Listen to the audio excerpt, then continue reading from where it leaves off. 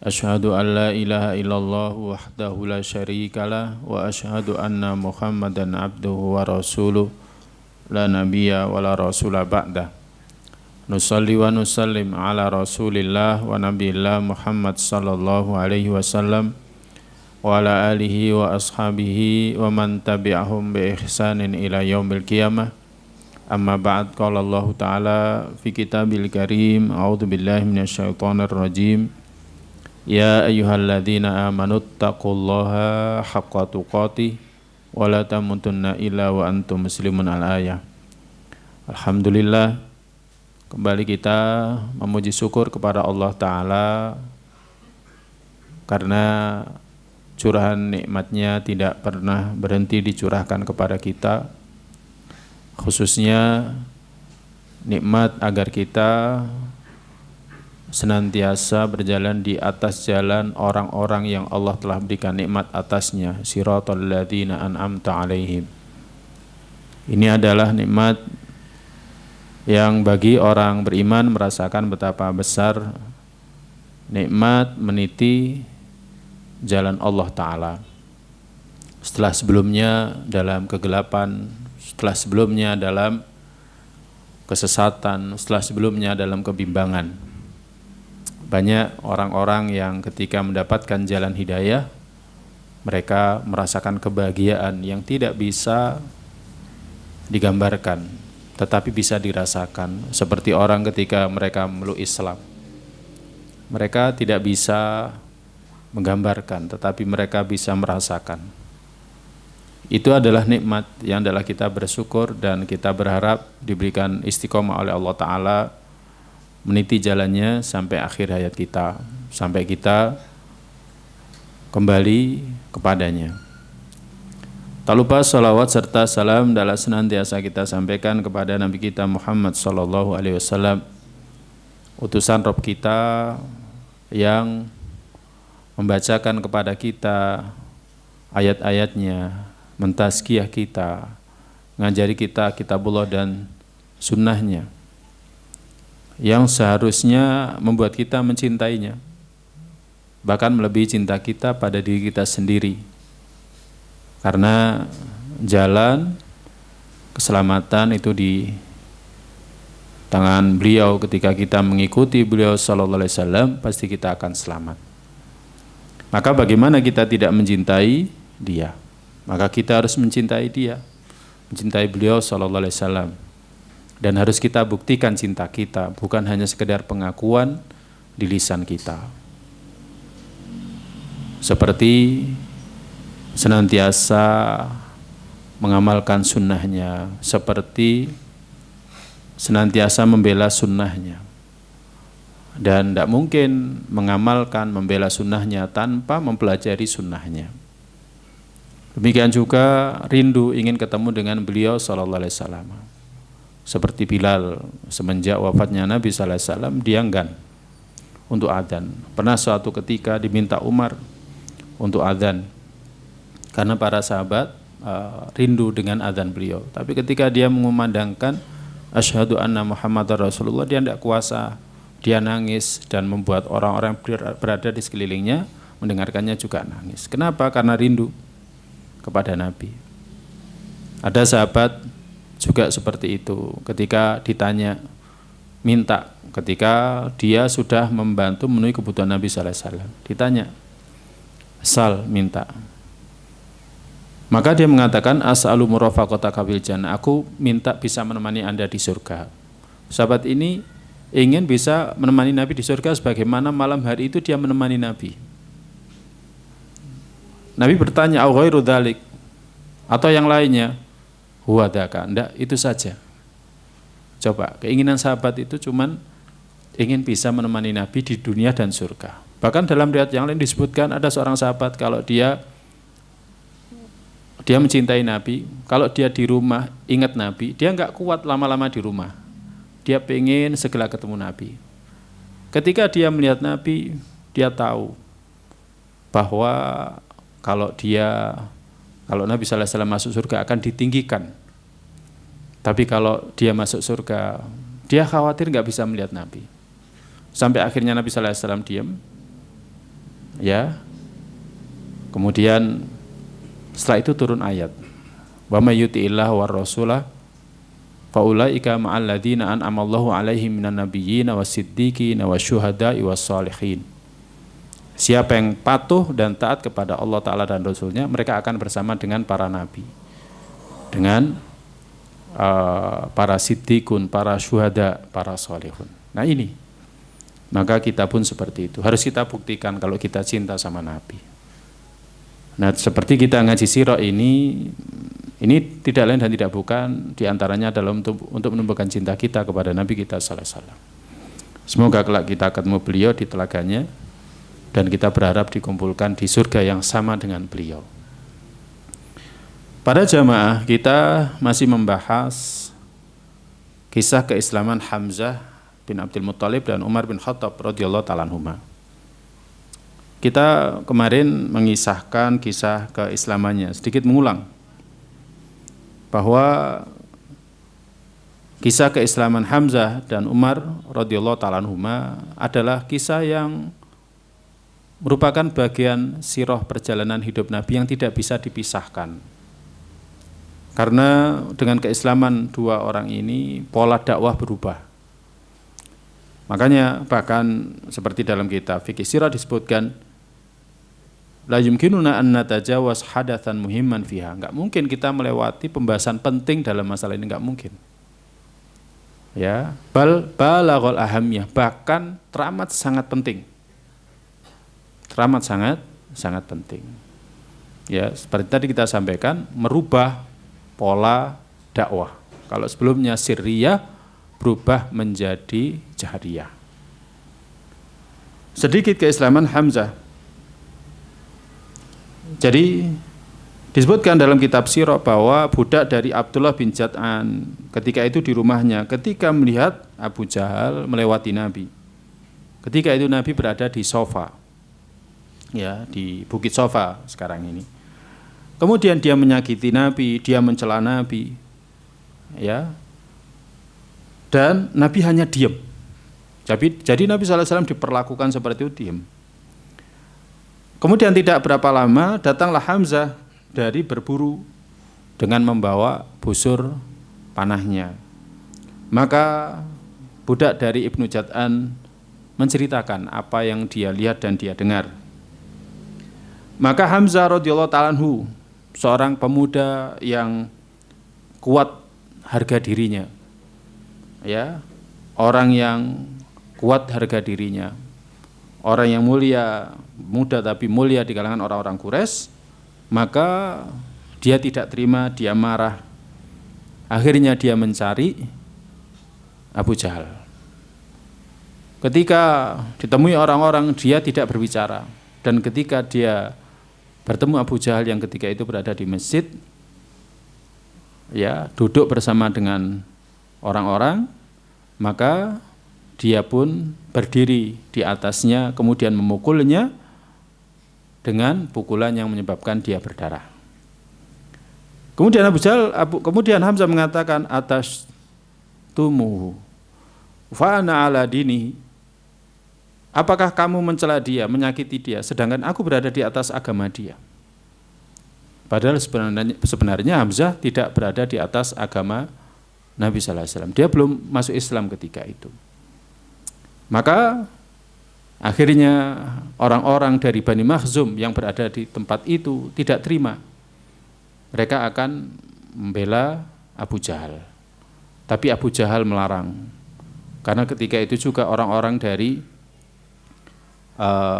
kabilahnya Nabi sallallahu alaihi wasallam dari Bani Hashim juga tidak terima. Ya kan? Hingga mau terjadi perselisihan antar mereka. Maka Abu Jahal mengatakan, biarkan. Aku sudah menyakiti keponakannya. Nah, ini kisah Hamzah masuk Islam. Adapun Umar bin Khattab, ya, sekedar mengingatkan, dia teramat sangat keras permusuhannya kepada orang-orang Islam, sangat keras. Dia suka menyakiti orang-orang Islam. Ya, Laila binti Hathmah bin Abdillah, istri daripada Amir bin Rabi'ah, pernah meriwayatkan, demi Allah kami akan hijrah keluar menuju negeri Habasyah.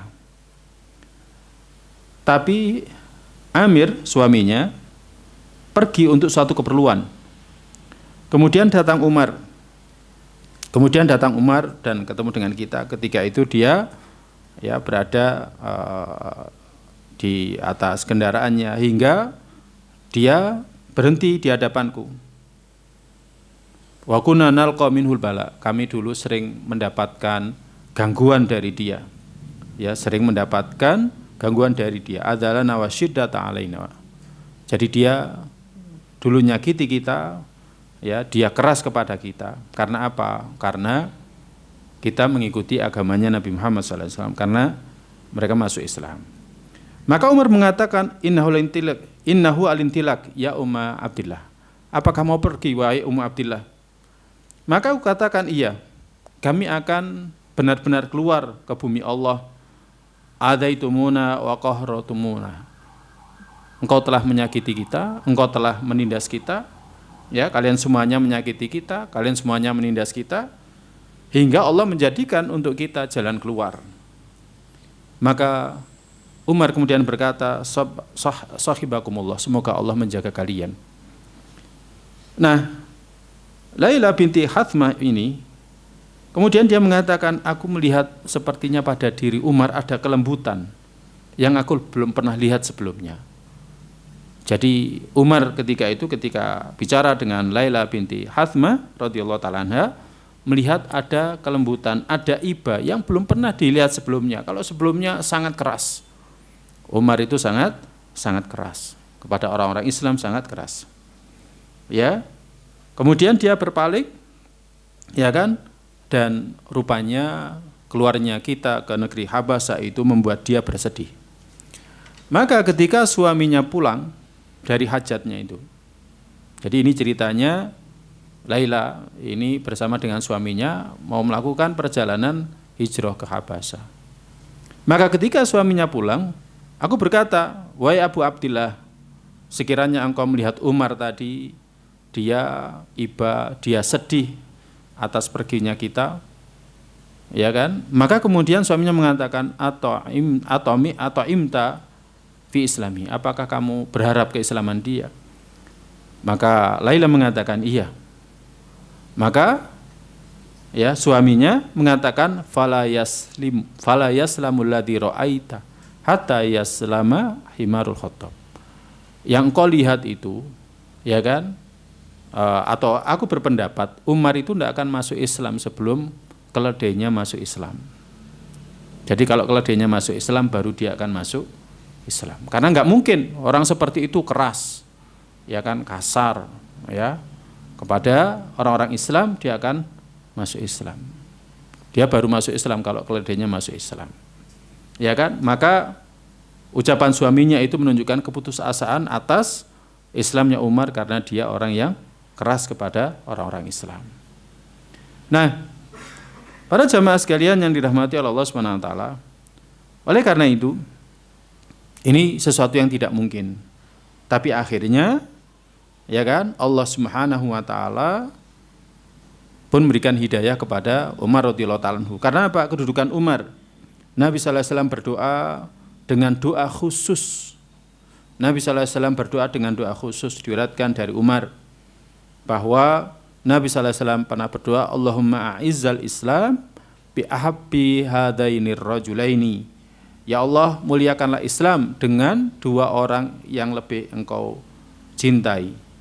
Bi Abi Jahal atau bi Umar bin Al-Khattab. Dengan Abu Jahal atau dengan Umar bin Al-Khattab. Dan ternyata yang lebih dicintai adalah Umar.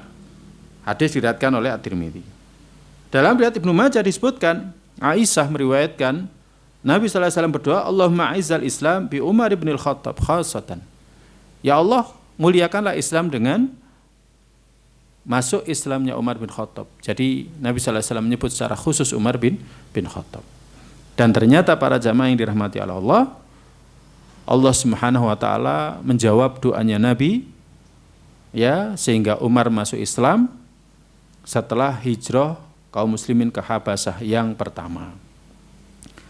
Dan sebagaimana kita sampaikan sebelumnya, keislamannya adalah 3 hari setelah keislaman daripada Hamzah. Dan kebanyakan kisah menyebutkan sebab Islamnya, ya. Tetapi yang penting untuk kita ketahui di sini, setelah dia masuk Islam, maka berubahlah kerasnya dia kepada orang-orang Islam, berubah menjadi kerasnya dia dalam menolong kebenaran, melawan kebatilan. Dan itu bisa dilihat dalam banyak hal. Di antaranya Ibnu Ishaq, dia meriwayatkan dari Umar radhiyallahu taala anhu. Umar mengatakan, lama aslamtu tilkal lailah, tatkala aku masuk Islam malam hari itu, aku ingat penduduk Mekah yang paling keras permusuhannya kepada Nabi. Hingga aku mendatangi dia, kemudian aku memberitahukan kepada dia tentang keislaman dia. Maka aku datangi Abu Jahal. Kemudian aku ketuk pintu rumahnya, kemudian keluarlah Abu Jahal. Kemudian Abu Jahal mengatakan, marhaban wa ahlan yabna ukhti maja'aka bik. Ahlan wa sahlan wahai anak saudariku. Berarti masih ada hubungan keluarga, ya, dari sisi ibunya. Maka dia ditanya oleh Abu Jahal, apa yang membuatmu datang ke sini? Aku katakan, aku memberitahukan kepadamu bahwa aku telah beriman kepada Allah Ta'ala dan Rasulnya, dan aku membenarkan apa yang dia bawa. Maka Abu Jahal tidak terima, kemudian dia pun menutup pintunya dengan keras sembari berdoa, qabbahakallahu wa qabbaha ma ji'ta bih. Semoga Allah memburukkan engkau dan memburukkan apa yang kau bawa. Kemudian Ibnu Ishaq juga mengisahkan, ya, yakni dari Nafi' Maula Abdullah bin Umar. Jadi budaknya Abdullah bin Umar. Dari Ibnu Umar, di mana tatkala Umar masuk Islam, maka Umar berkata, ayu Quraisyin angqalil hadis. Siapa orang Quraisy yang paling suka menyebarkan berita? Ya, siapa orang Quraisy yang paling suka menyebarkan berita? Siapa orang Quraisy yang paling ember gitu. Jadi paling mudah menyebarkan berita. Maka dikatakan Jamil bin Ma'mar al-Jumahi. Akhirnya Umar pun ke sana, dan Abdullah mengatakan, wa ghadautu ma'ahu atba atharahu anzur madza yaf'al. Aku pun mengikuti dia, ya, mengikuti langkahnya, dan aku akan melihat apa yang dia lakukan. Ketika itu Ibnu Umar radhiyallahu ta'ala anhuma umurnya masih sekitar 5 tahun. Hingga dia datang kepada Jamil bin Ma'mar al-Jumahi. Maka Umar berkata, a'alimta ya Jamil anni aslamtu wa dakhaltu fi dini Muhammad. Wahai Jamil, apakah engkau sudah tahu bahwa aku sudah masuk Islam dan aku mengikuti agamanya Muhammad? Aku masuk agamanya Muhammad. Maka apa perkataan Ibnu Umar, perawi dari kisah ini? Fa wallahi ma raja'ahu. Demi Allah, Jamil bin Ma'mar al-Jumahi enggak mendebat Umar. Hatta qama yajurru ridau, kemudian dia bangkit. Kemudian mengambil sorbannya, wa tabi'ahu Umar, dan Umar mengikuti di belakangnya. Wa tabi'tu abi, dan aku mengikuti bapakku. Hatta idza qama ala babil masjid soroha. Hingga ketika datang ke pintu masjid, maka Jamil bin Ma'mar tadi berteriak dengan suaranya yang keras, ya ma'syara Quraisy, hei orang-orang Quraisy. Dan ketika itu mereka berada di tempat kumpul mereka di sekeliling Ka'bah. Ala inna ibnal Khattab qad saba'ah. Ketahuilah sesungguhnya Ibnu Khattab telah mengikuti agama baru. Kemarin sudah kita kisahkan, Umar mengatakan, dusta dia, yang benar aku mengikuti agama Islam. Setiap kali Jamil bin Ma'mar mengatakan seperti itu, bahwa Umar mengikuti agama baru, maka Umar mengatakan dia dusta, saya telah mengikuti agama Islam. Nah, ini para jamaah sekalian yang dirahmati oleh Allah Subhanahu wa taala. Jadi ini menunjukkan betapa kerasnya Umar sebelum dia masuk Islam dan ketika dia masuk Islam. Cuman bedanya sebelum dia masuk Islam, maka kerasnya adalah ketika dia memerangi Nabi, menyakiti orang-orang beriman. Tapi ketika dia masuk Islam, betapa kerasnya dia dalam membela kebenaran. Kalau yang lainnya masuk Islam, pasti mereka akan menyembunyikan keislaman mereka. Tidak ada yang menampakkan keislaman mereka. Beda dengan Umar, yang pertama kali didatangi Abu Jahal, pemimpin orang-orang kafir Quraisy.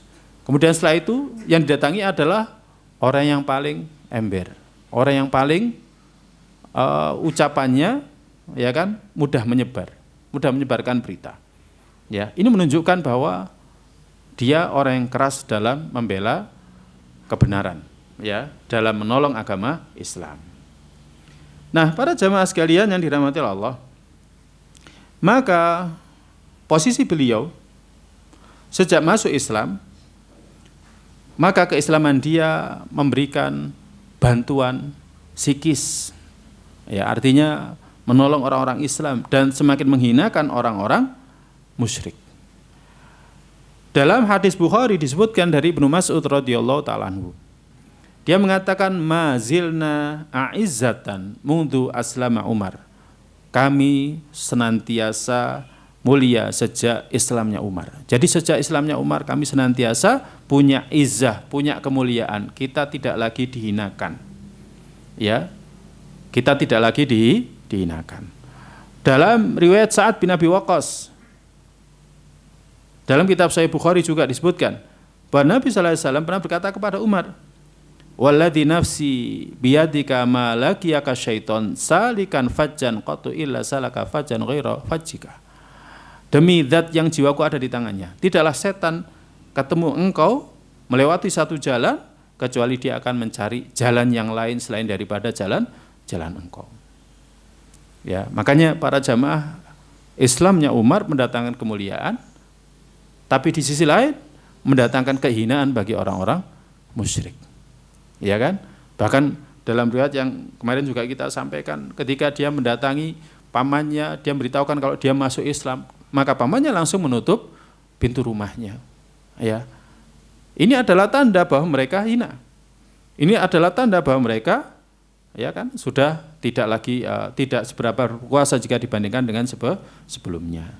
Nah, ini para jamaah sekalian yang dirahmati Allah Subhanahu wa taala. Makanya sejak masuk Islamnya Umar, ya, sejak masuk Islamnya Umar disebutkan dalam riwayat, maka Umar minta agar Nabi sallallahu alaihi wasallam keluar, ya, bersama dengan para sahabatnya, berani membuat halaqah di sekeliling Masjidil Haram, di sekeliling Ka'bah. Kalau sebelumnya mereka mencari ilmu, mendengarkan ayat Al-Quran yang Allah turunkan kepada Nabi kita sallallahu alaihi wasallam di rumahnya Al-Arqam bin Abil Arqam, maka setelah saat itu maka banyak hal itu dilakukan di sekeliling Ka'bah, ya. Dan setelah masuk Islamnya Umar, maka orang-orang Islam keluar dalam dua shaf. Shaf yang pertama dipimpin oleh Hamzah dan shaf yang kedua dipimpin oleh Umar. Maka ketika itu Umar melihat kesedihan di wajah-wajah orang-orang musyrik. Fasammani Rasulullah sallallahu alaihi wasallam yauma idzin al-Faruq. Maka pada hari itu Nabi sallallahu alaihi wasallam menamaiku, menggelariku dengan sebutan al-Faruq. Nah, ini para jamaah sekalian yang dirahmati Allah Subhanahu wa taala. Tentu keislaman Hamzah dan Umar radhiyallahu taala punya banyak sekali pelajaran yang bisa kita jadikan sebagai barometer untuk apa yang mesti kita lakukan dalam dakwah kita. Yang pertama, telah disebutkan sebelumnya Islamnya Hamzah. Dan awal mula Islamnya Hamzah itu adalah gangguan yang dilakukan oleh Abu Jahal kepada Nabi kita sallallahu alaihi wasallam. Wa kadza kana dzalika syarr sababan li khairin azim. Seperti itulah kadang keburukan itu menjadi sebab datangnya kebaikan yang besar. Ya, jadi keburukan itu terkadang menjadi sebab datangnya kebaikan yang besar.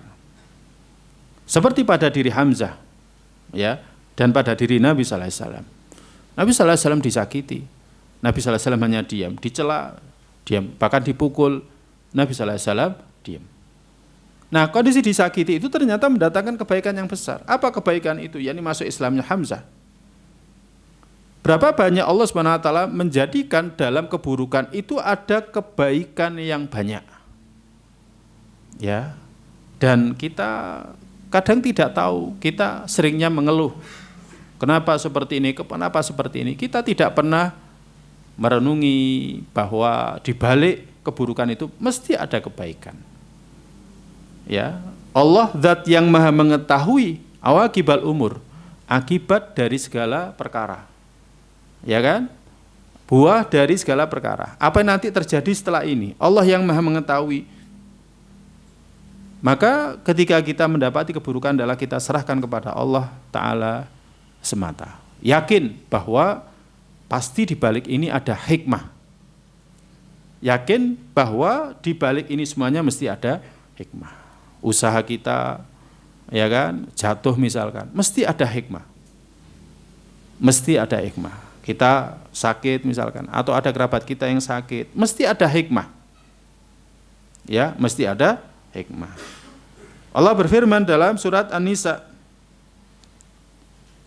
ayat 19, "Fa'asa an takrahu syai'an wa yaj'alallahu fihi khairan katsira."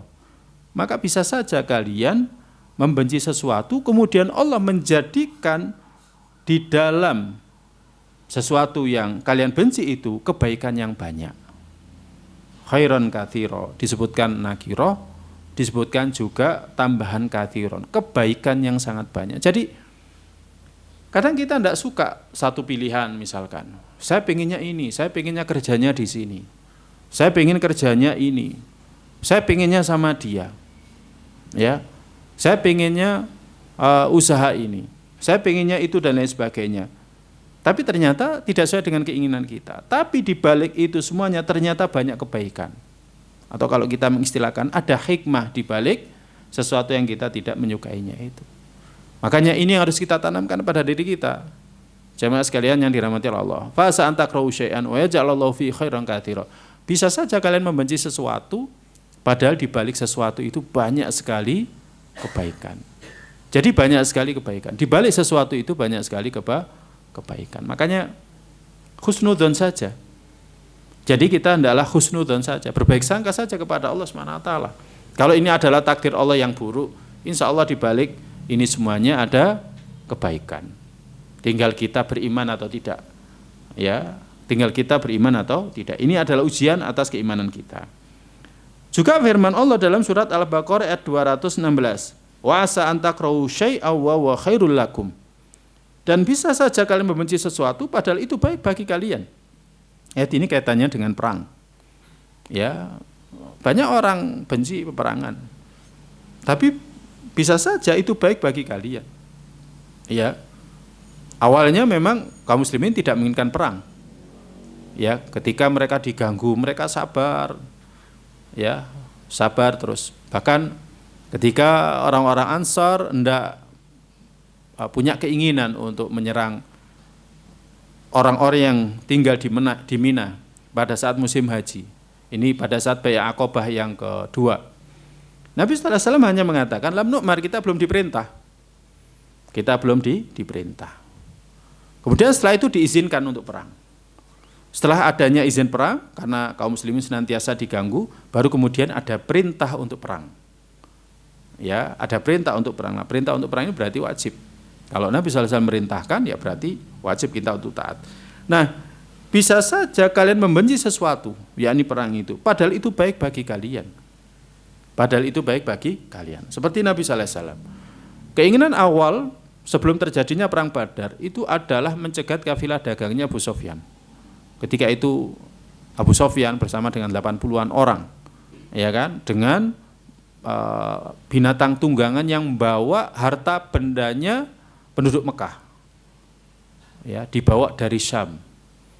Tujuannya untuk apa? Untuk dijual di Mekah, karena pada saat musim haji, ya kan, mesti akan banyak orang-orang yang menunaikan ibadah haji ke Mekah, ke Ka'bah, dan mereka tentu pengen beli sesuatu karena mereka tinggal di sana pun untuk oleh-olehnya dan lain sebagainya. Makanya Abu Sufyan, ya kan, beli ke Syam untuk membeli barang penduduk Mekah, kemudian nanti dibawa ke sana. Nabi SAW dan para sahabat menginginkan itu. Sebagai apa? Qisas. Karena apa? Karena ketika mereka hijrah dari Mekah ke Madinah, harta mereka dijarah. Hartanya orang-orang beriman yang hijrah dari Mekah ke Madinah dijarah. Maka sebagai bentuk qisas, Nabi SAW ingin mengambil itu. Tapi Allah SWT inginkan yang lain. Ya, Allah SWT inginkan yang lain. Karena apa? Karena ketika tahu informasi bahwa Nabi SAW dan orang-orang beriman hendak mencegat kafilah dagang itu, akhirnya orang-orang musyrik Quraisy, ya kan, keluar bersama dengan 1.000 pasukan untuk mengamankan kafilah dagang itu. Ya, tapi karena sudah terlanjur mereka keluar, satu sisi kafilah dagang yang dipimpin oleh Abu Sufyan luput dari kejaran, mereka tetap berazam untuk pergi ke Badar. Ya, dan Nabi sallallahu alaihi wasallam awalnya ingin menangkap kafilah dagangnya Abu Sufyan, tapi ternyata ya kan menghadapi pasukan yang dipimpin oleh Abu Jahal. Nah, sampai akhirnya Allah SWT berikan kemenangan bagi orang-orang beriman. Nah, ini diantara bentuk wa asa an takrahu syai'an wa huwa khairul lakum. Bisa saja kalian benci sesuatu padahal itu baik bagi kalian. Sehingga Allah SWT berikan banyak kebaikan kepada orang-orang beriman. Makanya kita punya kewajiban untuk senantiasa husnudzon kepada Allah. Kalau ada sesuatu yang kita enggak suka, bisa saja di balik itu ada kebaikan. Ya kan? Prinsipnya kita kepada Allah adalah iman. Ya, prinsipnya kita kepada Allah adalah iman, membenarkan pasti Allah nanti akan berikan kebaikan yang banyak. Kemudian pelajaran yang kedua, kitab-kitab sirah menyebutkan bahwa Islamnya Hamzah awal mulanya adalah karena izzah, harga diri, membela orang dari kaumnya, yakni Nabi sallallahu alaihi wasallam. Ya, ponakannya sekaligus saudara sepersusuan dia. Nabi sallallahu alaihi wasallam yang disakiti. Kemudian Allah SWT lapangkan dadanya, kemudian Islamnya pun baik. Kemudian Islamnya Hamzah pun baik. Bahkan dia adalah Sayyidus Syuhada, dia adalah pemimpinnya para syuhada. Nah, para jamaah, terkadang Islam itu di awalnya adalah karena selain Allah. Ada orang masuk Islam bukan karena Allah, tapi karena selain Allah. Tetapi hal ini tidak boleh menghalangi dari dia memperbaiki hatinya. Ya kan, dia harus berproses memperbaiki hatinya, memperbaiki Islam dia. Sehingga dia masuk Islamnya karena Allah. Mungkin ada orang yang dulu masuk Islamnya bukan karena Allah, karena pernikahan. Ya kan? Tapi setelah beriringnya waktu, hendaklah dia memperbaiki dirinya sampai akhirnya masuk Islamnya adalah karena Allah. Anas pernah mengatakan dalam kitab Sahih Muslim, di mana dia mengatakan ingkana rajulu la yaslama ma yuridu illa dunya. Jika seseorang masuk Islam, dia tidak menginginkan masuk Islamnya kecuali dunia. Fama yaslam hatta yakunal Islam ahabba ilaihi minad dunya wa ma 'alaiha. Maka hendaklah dia berislam hingga Islam itu lebih dia cintai daripada dunia dan seisinya. Berapa banyak sahabat itu yang juga masuk Islam karena dunia? Ya, ada seorang sahabat yang dia diberikan banyak sekali pemberian oleh Nabi. Akhirnya dia cerita kepada kaumnya, ya kaumku, masuk Islamlah kalian, karena sesungguhnya Muhammad itu dermawan, tidak khawatir kepada kefakiran. Akhirnya kaumnya pun juga masuk Islam. Nah, awalnya keislamannya adalah karena dunia, tetapi seiring berjalannya waktu akhirnya Islamnya pun juga baik. Nah, demikian juga di sini. Ya, disebutkan di sini oleh Imam Al-Qurtubi dalam Al-Jami' li Ahkamil Quran. Terkadang seorang pencari ilmu itu awal mula mencari ilmu karena ingin membanggakan dirinya, ingin dapat kemuliaan dalam kehidupan dunia. Kadang seperti itu. Kenapa mencari ilmu? Enak ya jadi seorang ustadz nanti terkenal. Enak jadi seorang ustadz kemana-mana diantarkan.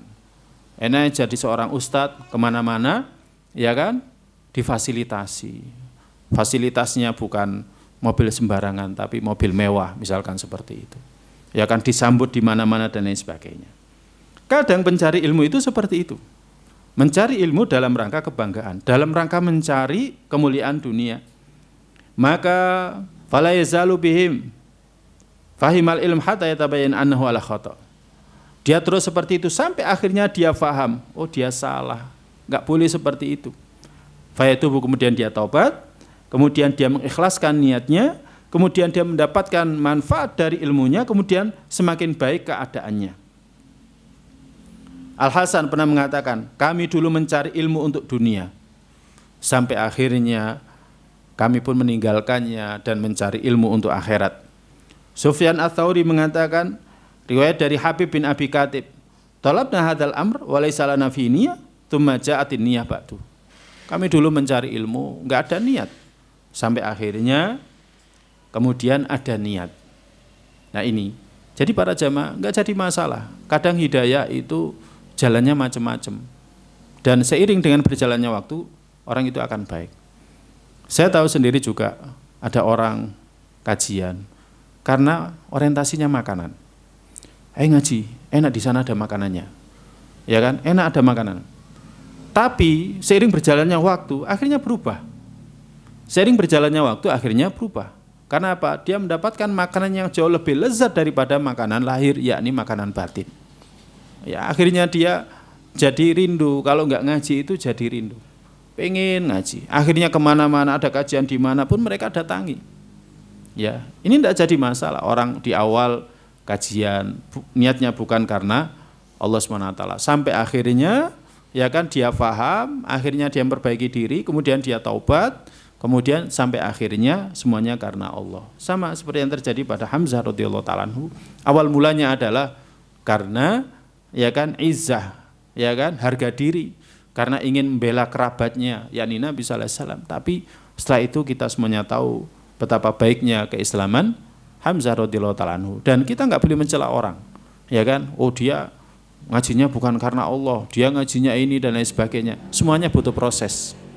Bisa saja dia akhirnya Islamnya lebih baik jika dibandingkan dengan kita, ya kan? Ini para jamaah sekalian yang dirahmati Allah Subhanahu wa taala. Pelajaran yang ketiga. Fanatisme kabilah itu tidak selamanya tercela. Al-asabiyah qabaliyah laisat mamqutah daiman. Jadi fanatisme kabilah itu tidak selamanya tercela. Apalagi kalau digunakan untuk agama, untuk meninggikan kalimat Allah Ta'ala, untuk melawan orang-orang zalim, maka yang demikian ini baik. Yang demikian ini baik. Nah, di antara sebab kenapa dipilih Jazirah Arab sebagai titik tolak risalah terakhir. Kenapa? Karena di orang-orang Arab itu ada asobiyah kabilah. Jadi ada asobiyah kabilah. Ya. Nah, dengan adanya asobiyah kabilah inilah akhirnya orang-orang yang bodoh tidak berani macam-macam kepada para nabi Allah Ta'ala. Contoh, nanti kita akan membahas pada saat terjadi blokade ekonomi kepada Nabi sallallahu alaihi wasallam dan orang-orang beriman. Maka orang Bani Hashim semuanya berada di satu shaf. Jadi pada tahun 8 kalau tidak salah, kenabian, ya sampai tahun ke-10, ya ini di tahun wafatnya paman Nabi sallallahu alaihi wasallam kemudian Khadijah. Itu dilakukan blokade ekonomi. Jadi nggak boleh jualan, dagang dengan mereka. Kalau misalkan ada mereka yang pesan ya kan barang dari luar, langsung di blokade di luar, langsung dibeli dengan harga tinggi. Jadi ekonomi mereka diblokade. Dan hartanya Khadijah habis digunakan untuk membantu kaum muslimin. Nah, maka orang-orang Bani Hashim nggak peduli mereka ini adalah muslim atau kafir, mereka berada di satu barisan bersama dengan Nabi sallallahu alaihi wasallam. Nah ini, jadi mereka nggak berani macam-macam, ya. Nah, apalagi para dai kadang butuh, ya kan, orang-orang yang fanatik yang membantu dia butuh. Makanya Allah pernah berfirman dalam surat Hud ayat 91 kaitannya dengan Nabi Syuaib alaihissalam. Allah berfirman, walau la rohtuka la rajamnaka wa ma anta alaina bi aziz. Kalau sekiranya bukan karena kekerabatanmu, kami akan merajam kamu. Dan kamu itu, ya kan, lemah, ya, jika dibandingkan dengan kita. Jadi Nabi Syuaib itu dibela oleh kaumnya, oleh keluarganya. Makanya yang seperti ini diperbolehkan. Ya, kadang ada yang bantu kita untuk dakwah, ya kan? Maka itu baik, itu bagus. Ada ikhwan itu yang pernah cerita, ya, dia punya pesantren di daerah Jombang, ya, pesantren sunnah. Dia ngangkat orang-orang sekitar, pemuda-pemuda sekitar yang dia berada di ormas, ya ormas keagamaan itu, untuk menjadi satpam di sana. Dan sungguh itu manfaatnya sangat besar. Ketika terjadi rame-rame, ya mereka ini yang menjadi pembantu mereka. Nah ini para jamaah sekalian yang dirahmati Allah. Jadi asobiyah itu terkadang diperlukan ya untuk meninggikan kalimat Allah, untuk menolong agama Allah, untuk mengalahkan kedzaliman. Jadi tidak seluruhnya tercela. Ya, tidak seluruhnya tercela. Nepotisme itu kalau misalkan yang kita jadikan mereka membantu kita orang yang layak, ya nggak jadi masalah. Bahkan seharusnya mereka lebih berhak. Mereka lebih berhak. Kita ngurus pondok, ya kan? Yang ngurus pondok itu adalah keluarga kita sendiri. Kalau mereka mampu ya mereka lebih berhak. Ya, kita mendahulukan keluarga kita lebih berhak daripada yang lainnya. Kalau mereka mampu, kalau mereka nggak mampu, nah itu lain halnya. Pelajaran yang keempat, keutamaan menolong Rasulullah. Ya, menolong Rasulullah itu ada berkahnya. Sebagaimana dilakukan oleh Hamzah. Sebagaimana yang dilakukan oleh Hamzah. Padahal ketika itu dia tidak berada di agama Nabi SAW. Tidak berada di agama saudara sepersusuannya. Tidak berada di agama keponakannya. Tapi karena dia menolong Nabi, akhirnya dapat berkah. Ya, kadang kita pun juga akan merasakan yang sama. Ketika orang itu berjalan di atas sunnah, ya kan, kemudian kita tolong, kemudian Allah memberikan kepada kita keberkahan, memberikan kepada kita kebaikan. Banyak orang yang akhirnya mendapatkan hidayah dengan jalan seperti itu.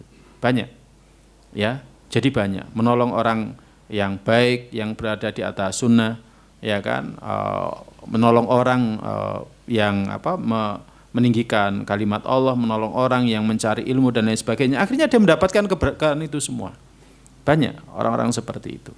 Ya, maka kalau kita bisa membantu, ya belajar dari apa yang dilakukan Hamzah, kalau kita bisa menolong orang-orang yang berada di atas al-haq, ya maka semoga kita mendapatkan keberkahan sebagaimana halnya ya Hamzah mendapatkan keberkahan karena menolong Nabi kita sallallahu alaihi wasallam.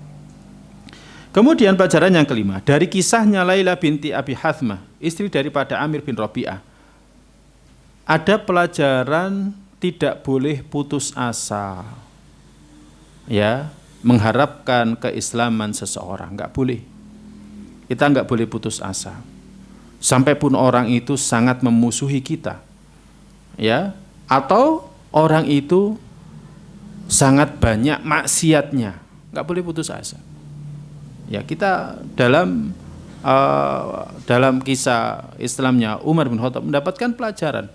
Umar itu teramat sangat memusuhi Nabi sallallahu alaihi wasallam dan orang-orang beriman. Ya, teramat sangat memusuhi Nabi sallallahu alaihi wasallam dan orang-orang beriman.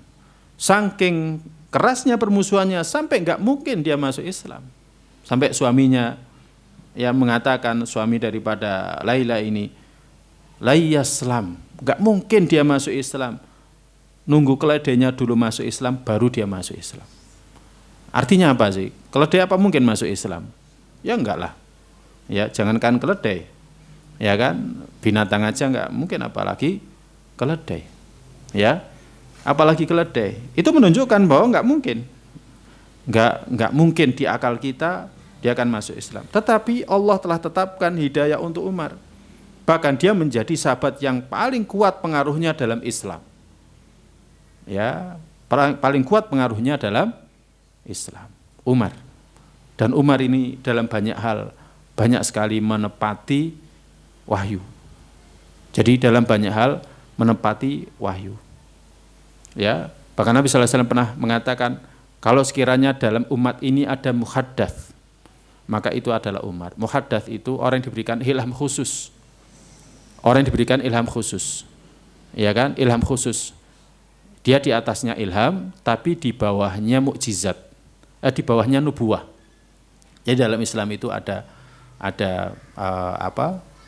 nubuwah, ya kan?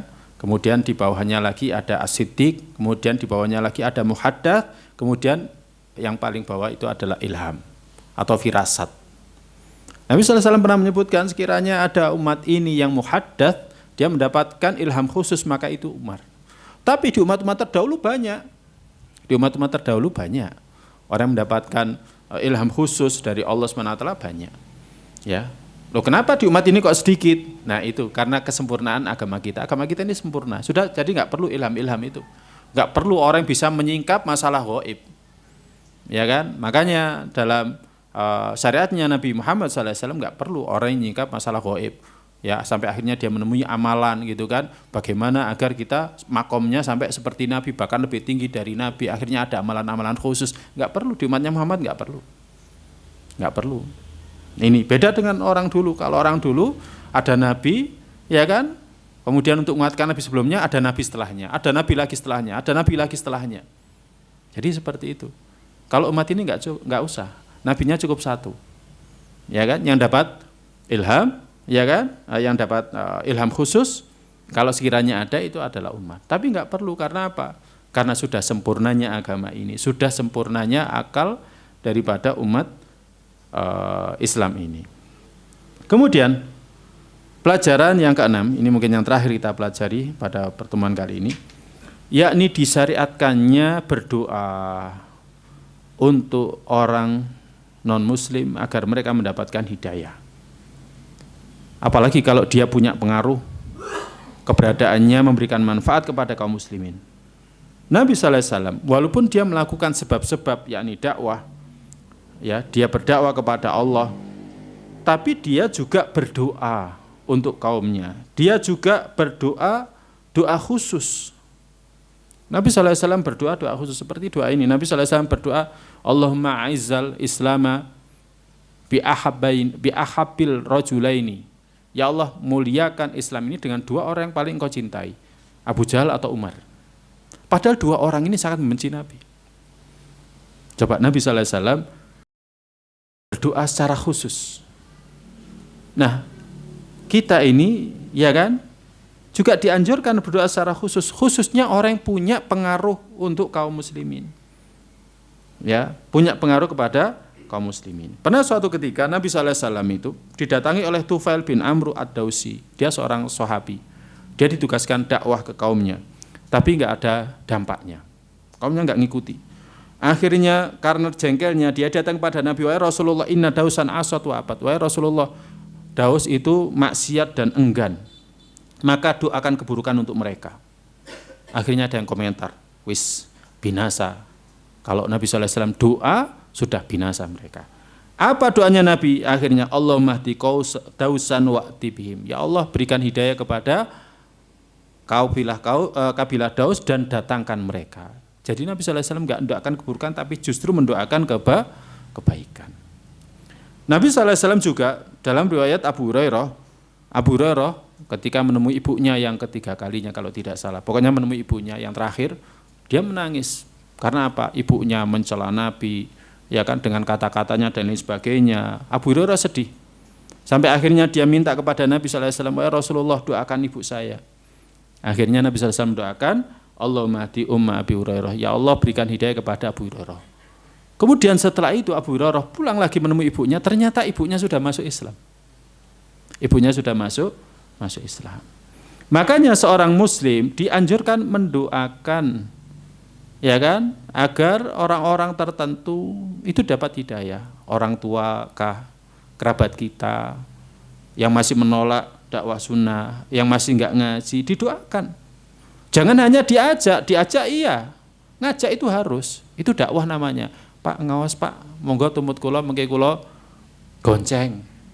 Wis gak, aku males. Ya kan? Itu dakwah, ngajak. Tapi yang enggak kalah utama itu adalah mendoakan.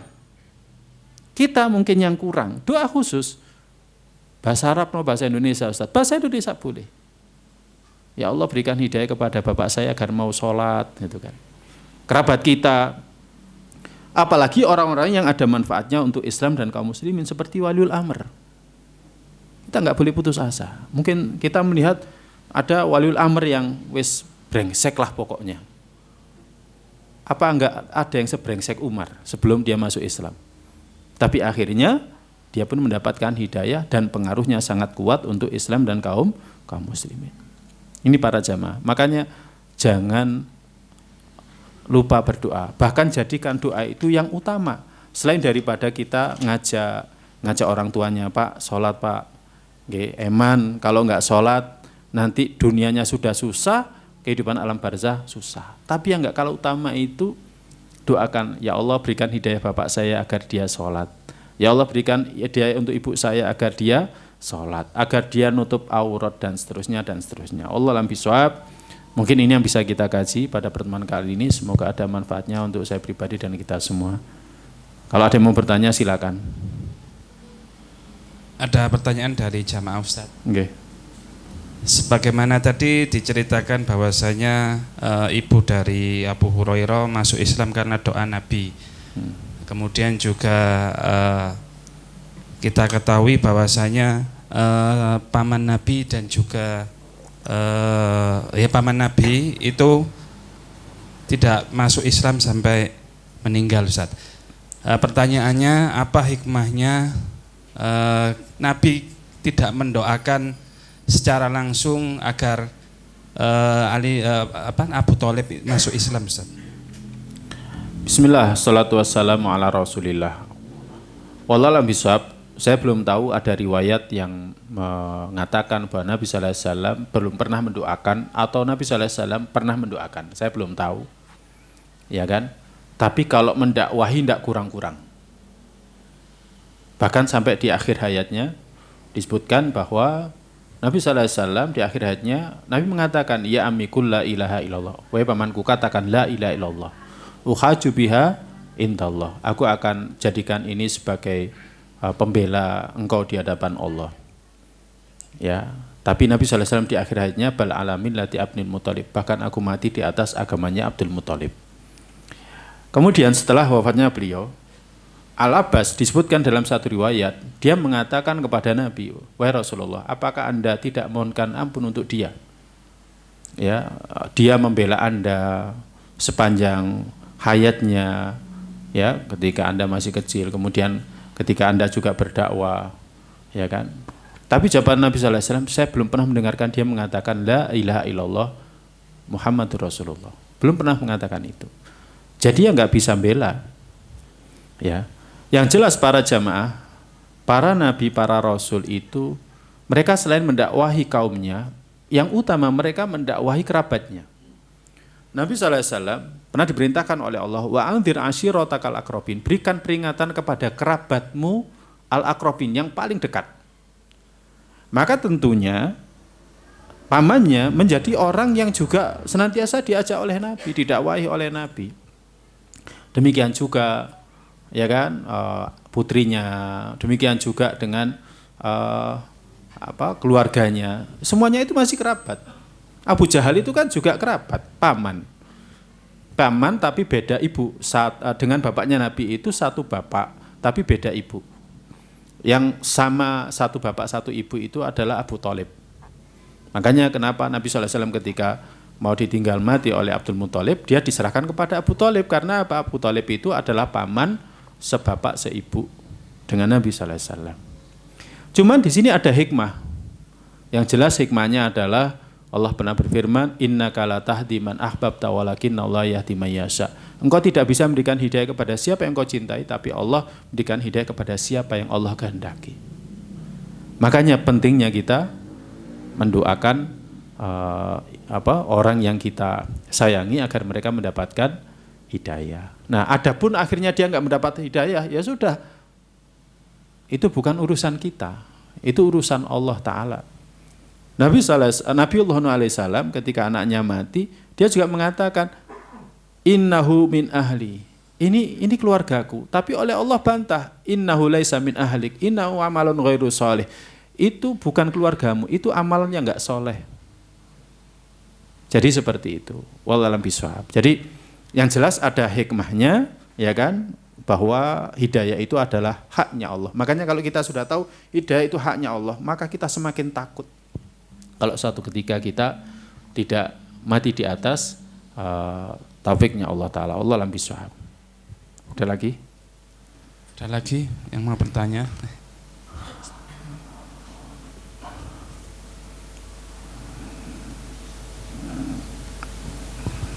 Okay. Sebelumnya mohon maaf Ustaz jika agak melenceng sedikit. Tadi saat antum menjelaskan mengenai muhaddath atau ilham khusus, kami teringat ada satu doa yang dilazimkan di sebagian saudara kita. Doanya seperti ini: Allahumma rzuqna fahman nabiyyin.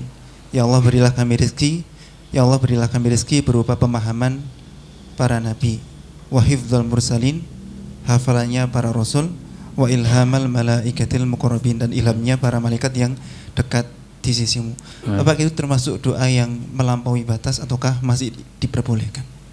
Bismillah, assalatu wassalamu ala rasulillah. Sebaik-baik doa itu doa yang ma'thur dalam Al-Quran. Kemudian yang kedua yang ma'thur dalam hadis Nabi sallallahu alaihi wasallam. Kemudian selebihnya tidak jadi masalah selama tidak menyelisihi kitabullah dan sunnah Nabi kita sallallahu alaihi wasallam. Doa seperti itu boleh saja. Tetapi yang jelas namanya mukjizat, nubuah, kemudian ilham khusus, kemudian ilham, kemudian firasat, itu karunia. Itu semuanya rizki dari Allah. Jadi itu semuanya adalah rizki dari Allah.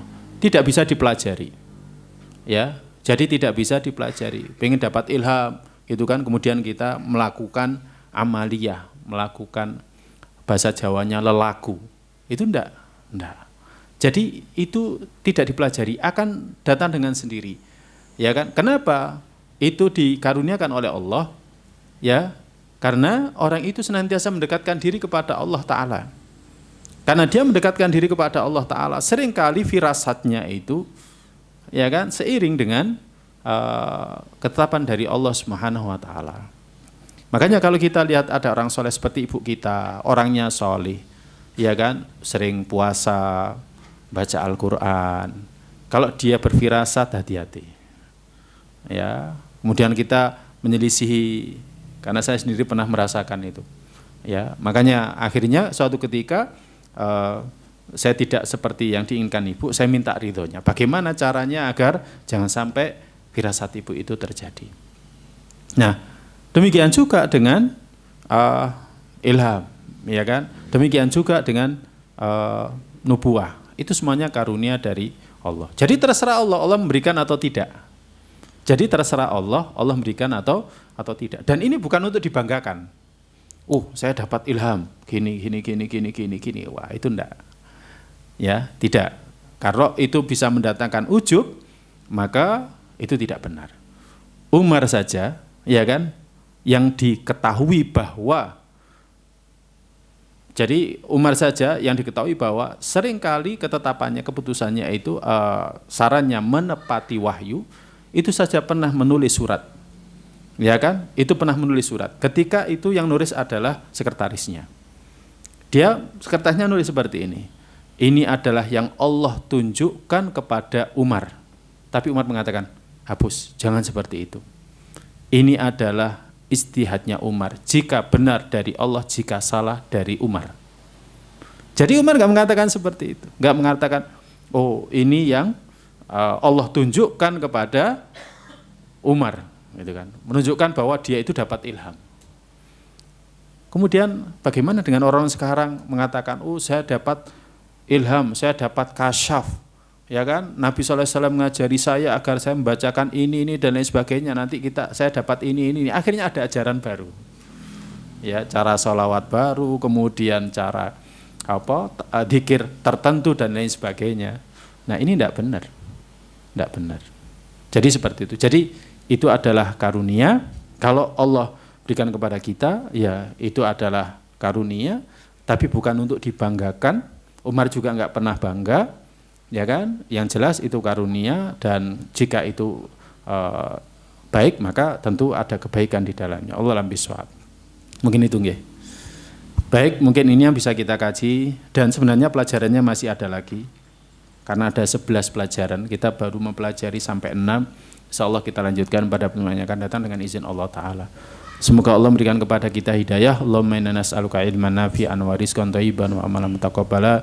Allahumma inna ala dzikrika wa syukrika wa husni ibadatik. Allahumma qina adzabaka yauma tab'atu ibadaka.